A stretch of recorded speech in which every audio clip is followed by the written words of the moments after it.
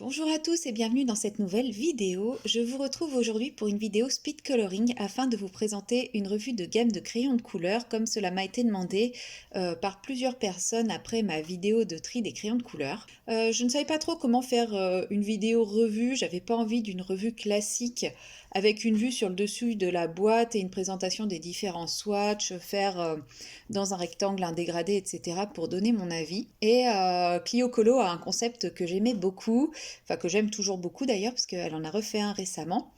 C'est-à-dire réaliser un coloriage entier en speed coloring avec une voix off qui présente la fameuse revue des crayons.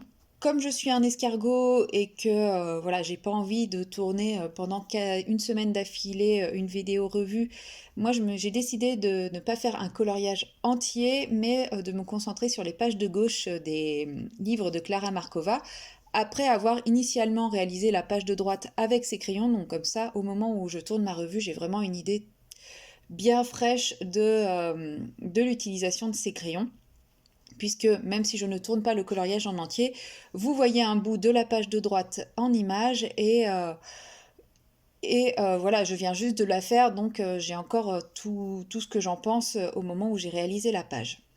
Pour ce qui est du vol du concept de Clio Colo, je vous rassure, je lui ai demandé avant de faire ma vidéo et elle était tout à fait d'accord et même au contraire elle m'a dit que c'était une bonne idée qu'il y ait un peu plus de revues sur les crayons, que plus on avait de revues, mieux c'était. Donc voilà, je réalise ma vidéo avec bien entendu tout le soutien de Clio pour la faire. Alors, comme vous avez pu le voir au départ, j'ai un petit peu triché pour cette illustration, puisque le sable était déjà mis en couleur à l'aquarelle. Je l'avais fait en même temps que lors de l'illustration de droite. En fait, j'avais fait un mélange à l'aquarelle et je voulais éviter de perdre mon mélange. Donc voilà, je l'ai fait en même temps.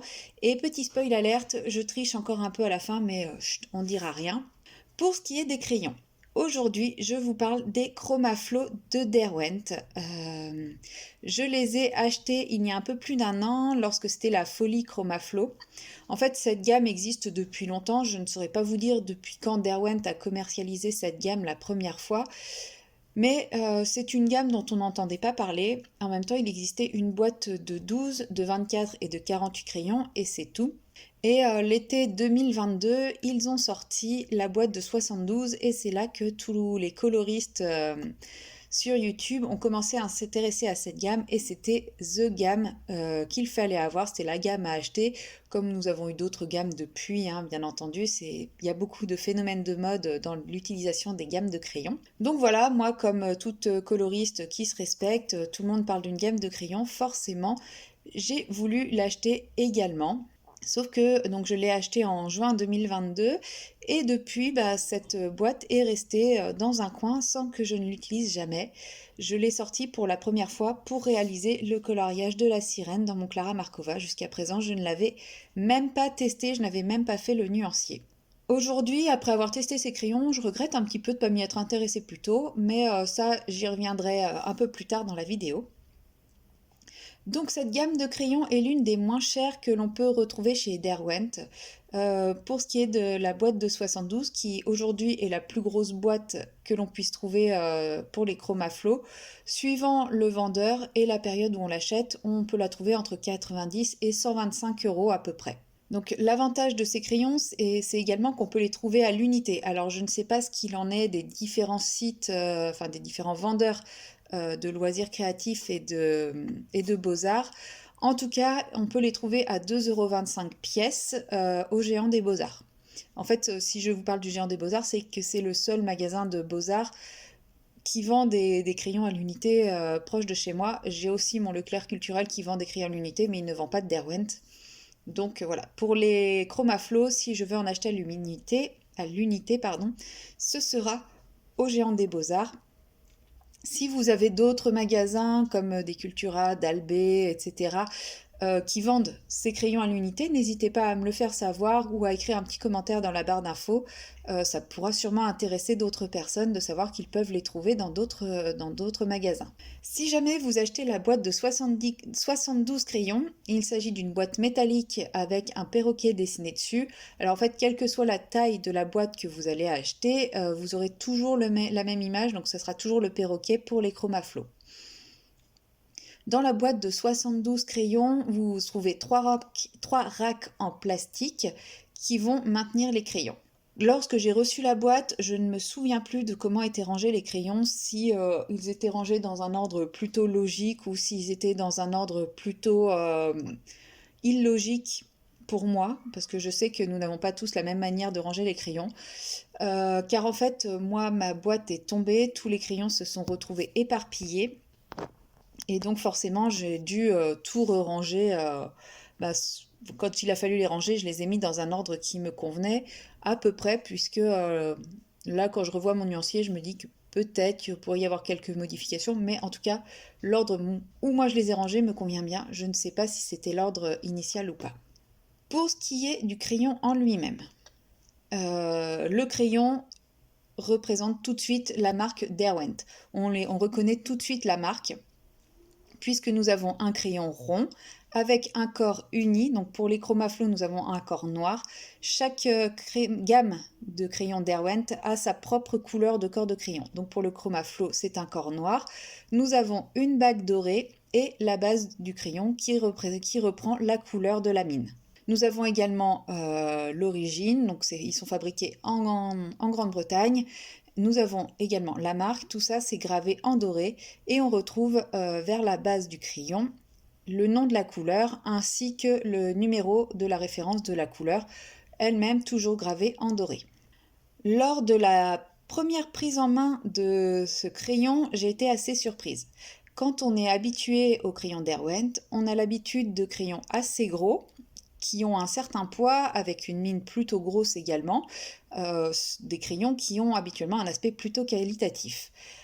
Dans le cas des Chromaflow, on se retrouve en main avec un crayon assez fin, qui est tout léger, et clairement la première fois que je l'ai eu en main, je me suis dit, si j'appuie trop, le crayon, clairement, il va casser.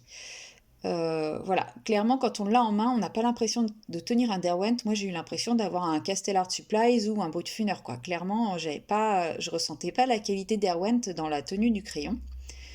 Et sauf que entre un Derwent, enfin un Chromaflow et un Brutfuner, on n'est pas non plus sur la même gamme de prix. Donc voilà, la première impression quand on a le crayon en main, c'est qu'on a un crayon ayant un aspect un peu fragile.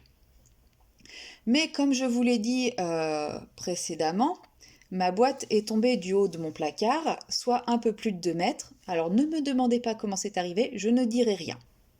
Quand elle est tombée, tous les crayons sont sortis de la boîte et se sont retrouvés éparpillés sur le sol. La boîte a été un petit peu cabossée, bien qu'elle ferme toujours. Et mon parquet, lui, a encore la trace de ce choc, il a un POC. Donc voilà, c'était pas non plus la petite chute, le petit choc. Aucun crayon ne semble avoir des séquelles de cette chute, aucune mine visible n'a été cassée. Alors bien entendu, peut-être que j'ai des mines cassées à l'intérieur des crayons, mais pour le moment, sur les différents crayons que j'ai testés et taillés, je ne suis pas encore tombée sur une mine cassée. Donc voilà, je suis consciente qu'ils sont tombés et qu'il est fort probable que je découvre des mines cassées par la suite. Mais en tout cas, pour le moment, ce n'est pas le cas. Il y a clairement des crayons où je ne m'amuserai même pas à faire ce test parce que je sais déjà qu'il volerait en éclats. Bon, en même temps, je ne m'amuserai pas à faire ce test avec n'importe quel crayon. Enfin, aucun crayon ne mérite de subir ce test, hein, clairement. Mais voilà, ils ont un aspect fragile, mais au final, ils sont quand même plutôt résistants. Ça a l'air d'être quand même des crayons plutôt qualitatifs, même s'ils sont fins et légers.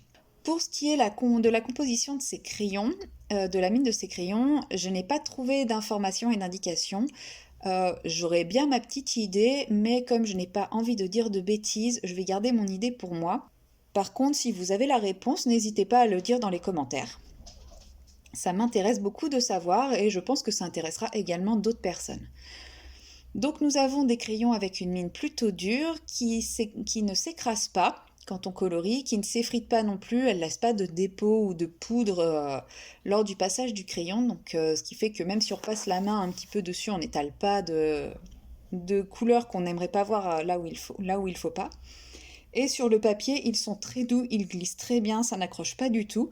Alors j'ai colorié sur les Clara Markova, hein, qui sont des papiers plutôt lisses, mais j'ai fait également des essais sur d'autres papiers et ils restent toujours très doux à l'application. Alors moi j'ai tendance à colorier plutôt en couche par couche et non en appuyant sur mes crayons, donc forcément les avis qui vont suivre vont dépendre de la façon dont vous coloriez également. Si vous êtes comme moi et que vous avez tendance à aimer les crayons à mine dure parce que vous faites du couche par couche sans appuyer, il est possible que mon avis vous corresponde plus que des personnes qui ont l'habitude de crayons à mine très tendre et qui ont tendance à appuyer beaucoup ou à relâcher. Voilà, tout dépend de la manière de colorier. Donc n'hésitez pas, avant d'acheter une boîte de crayons de couleur, de regarder plusieurs revues pour avoir différents avis et vous rendre compte du type qui peut le plus vous correspondre. Ces crayons offrent une bonne pigmentation en première couche, ils glissent bien sur le papier, ils ne laissent pas de traces, ils sont plutôt réguliers au niveau de la mine. Je n'ai pas ressenti de texture au niveau de différence de texture, pardon, au niveau des teintes, parce que des fois on a des crayons qui sont plus secs ou plus gras selon les teintes. Là j'ai vraiment une texture de mine assez uniforme selon les différentes teintes utilisées et pour le moment je n'ai pas rencontré ni de pigments parasites ni de grains durs dans la mine qui grattent le papier mais qui ne déposent pas de pigments. Et la couleur s'intensifie au fur et à mesure où on ajoute des couches et les dégradés se font plutôt facilement, que ce soit en une seule nuance ou en dégradant plusieurs nuances les unes après les autres. Pour ce qui est des mélanges, par contre, je ne pense pas, je n'ai pas essayé parce que je ne sais pas faire, mais je ne pense pas qu'on puisse faire un mélange comme on ferait par exemple avec un crayon très gras où on arrive facilement à mêler deux couleurs. Par contre, en faisant différentes couches, on arrive quand même à faire des beaux dégradés, des beaux mélanges de couleurs. Mais même si ce sont des crayons en couche par couche, on peut quand même toujours arriver à un fondu, enfin à un rendu blendé en terminant son dégradé avec un blender ou avec le crayon le plus clair. Le résultat rend très bien. Je ne l'ai pas fait sur ce coloriage-là parce que je n'ai pas fait de dégradé vraiment clair, mais j'ai fait des essais et ça a marché sans problème. Dans le coloriage que je suis en train de réaliser, donc dans le Clara Markova, je n'ai fait que des petits dégradés de 2 à 3 couleurs d'une même teinte, mais j'aurais pu rajouter davantage de nuances dans mes dégradés. Ou alors j'aurais pu faire des dégradés avec différentes teintes, ça marche très bien aussi. Voilà, dans mes différents essais que j'ai fait avant de vous faire la revue complète, j'ai fait tous ces essais et à chaque fois ça a fonctionné, donc dites-vous que vous êtes un peu libre de faire tout ce que vous voulez avec. Pour ce qui est du nuancier, je dirais que nous avons un nuancier plutôt classique, comme dans beaucoup de gammes. Euh, je trouve qu'il n'y a pas assez de rouge. En fait, il n'y a pas de vrai rouge. Nous avons différentes nuances de orange jusqu'à un orange très foncé. Et ensuite, on passe aux nuances de rose. Alors, il y a un rose qui s'approche du rouge, mais ce n'est pas un vrai rouge. Ou alors, c'est un rouge qui est très rosé. Donc, moi, je n'ai toujours pas le vrai rouge, le rouge franc que je cherche. Je trouve également qu'on manque de nuances de brun. Il n'y a que trois nuances, un plutôt gris, un plutôt rouge et un plutôt vert, mais il n'y a pas de brun vraiment foncé. Donc c'est pas forcément évident de faire un joli dégradé de brun. Voilà, si on veut faire des teintes de bois, etc., on doit jongler avec ces trois nuances, mais on n'a pas trop de niveau d'intensité dans ces nuances. Donc bon, je trouve ça un peu triste.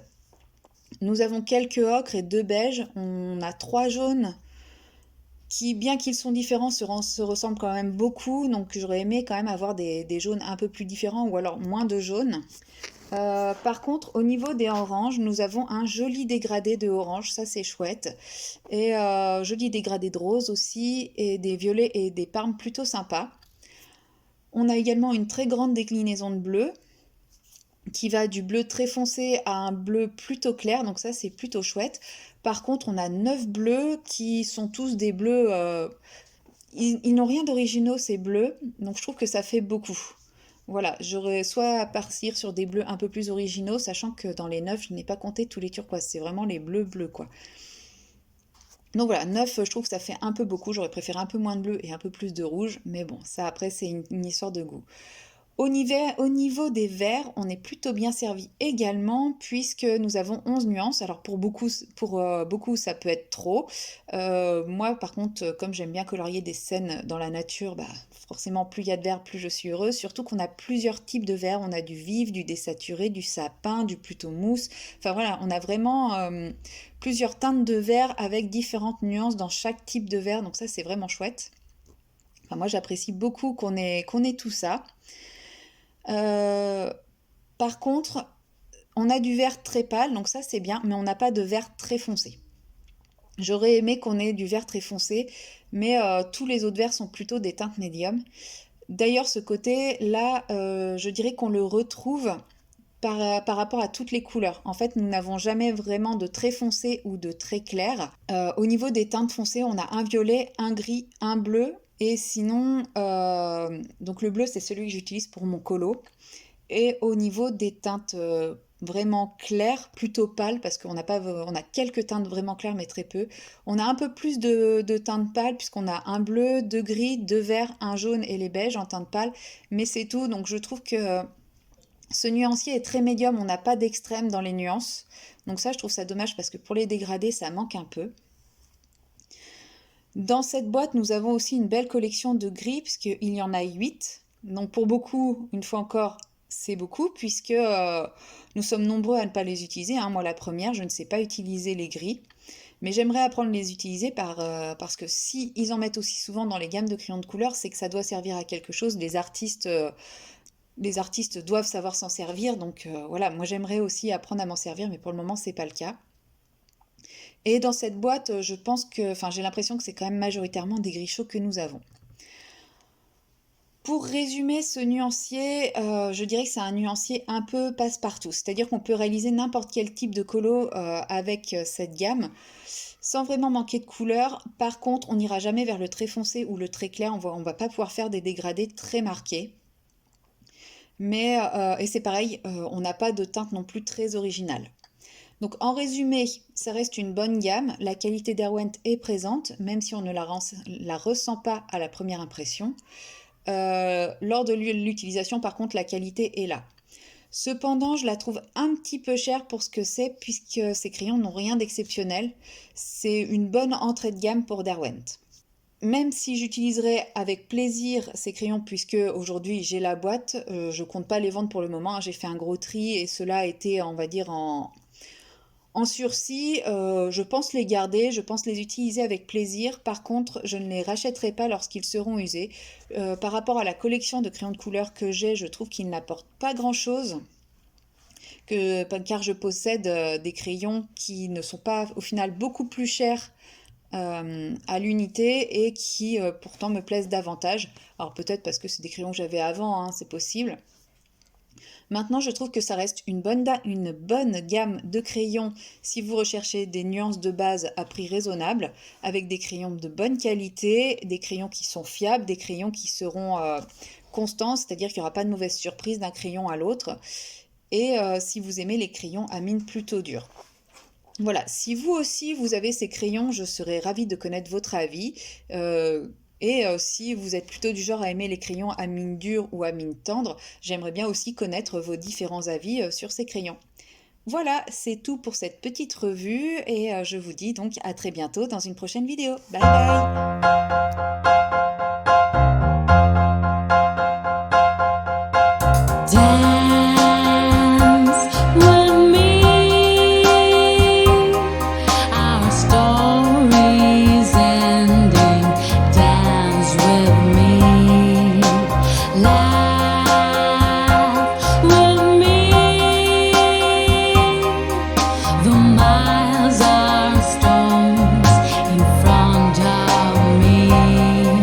Remember